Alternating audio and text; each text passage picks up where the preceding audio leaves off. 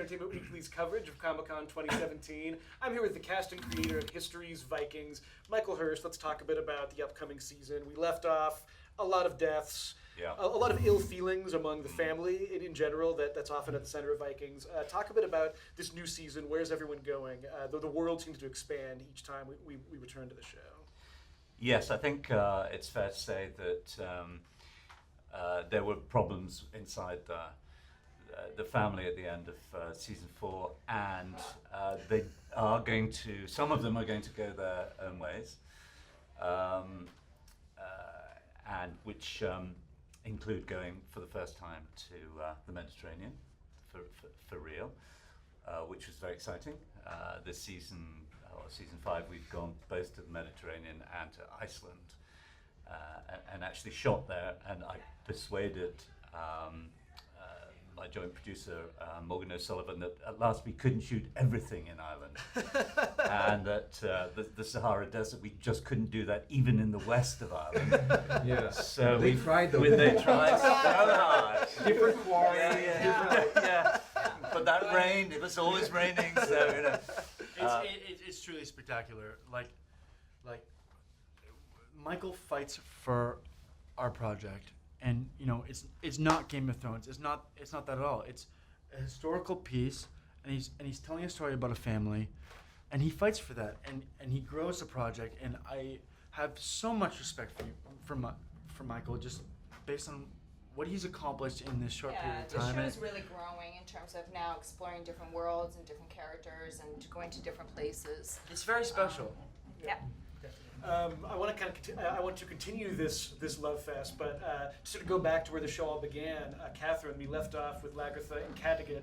She's never been in a higher place as far as like being in charge, but that also means that there's more people. Yeah, there's Sorry. little pain in the ass over here. I'm working on it. Talk to Michael about that. I like know. the unspoken sexual connection between.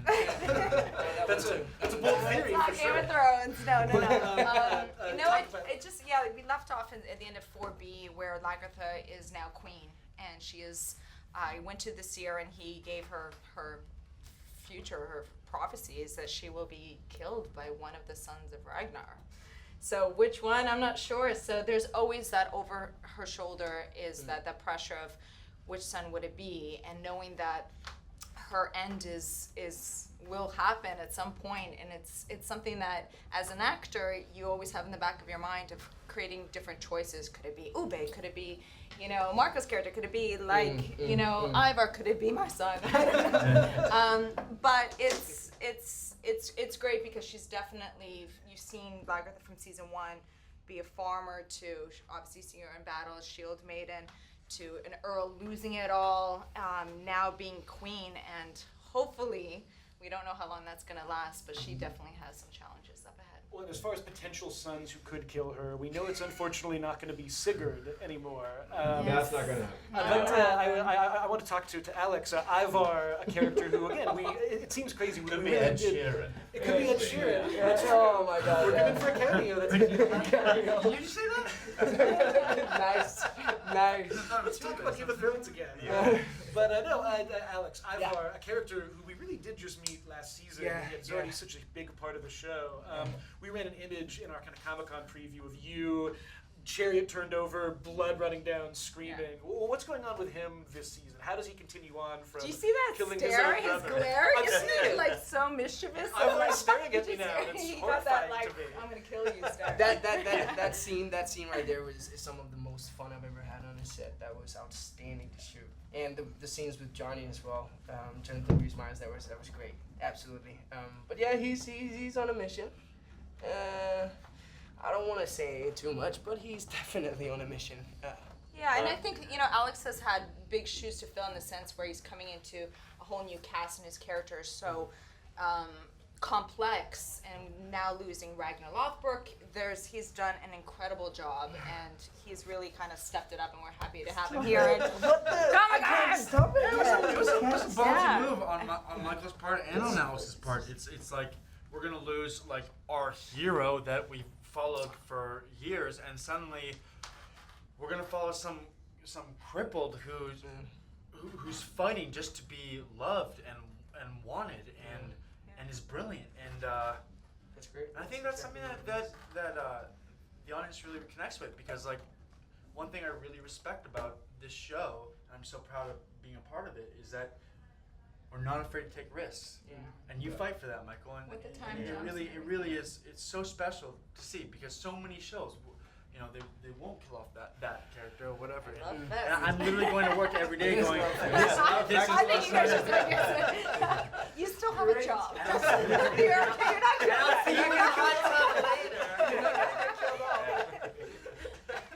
I have to say, actually, the scene that you mentioned, the scene with Ivar sitting with the overturned chariot, which is in the streets of York, town in England that I grew up near, actually, and it was founded by the Romans, actually, but the Vikings did take over York. And we have some wonderful action. I mean, I think we do battles better than any show, actually. But we had a wonderful battle, several actually, but one in York, in these narrow streets, with this guy being a maniac, just hurtling through them in a chariot. Yeah. And being completely overconfident, of course, and tipping the thing over in front of about 24 Saxon archers, and just screaming at them, "You can't kill me.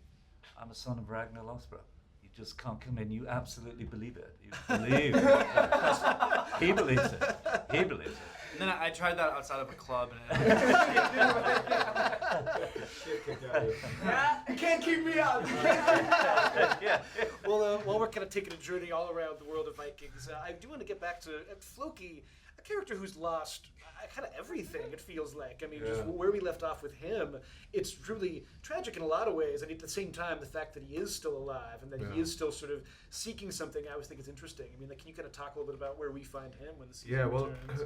Like you say, Floki has definitely lost everything. His best friend, his daughter, and now his wife.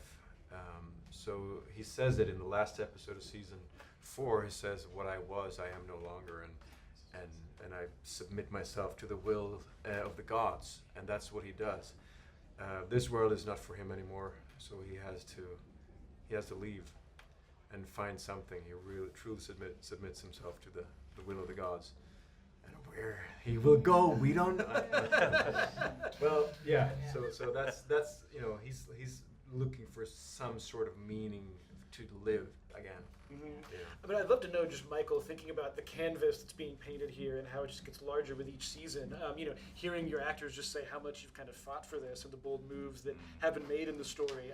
You know, is there a sense going into this season just like it needs to expand even further? I mean, it just feels like how many other shows are there where you're just covering? You've seen these people grow and change over the course of, for some of them, their whole life. I mean, we saw Ivar born on the show, which is sort of remarkable to think about. Yeah, it is remarkable.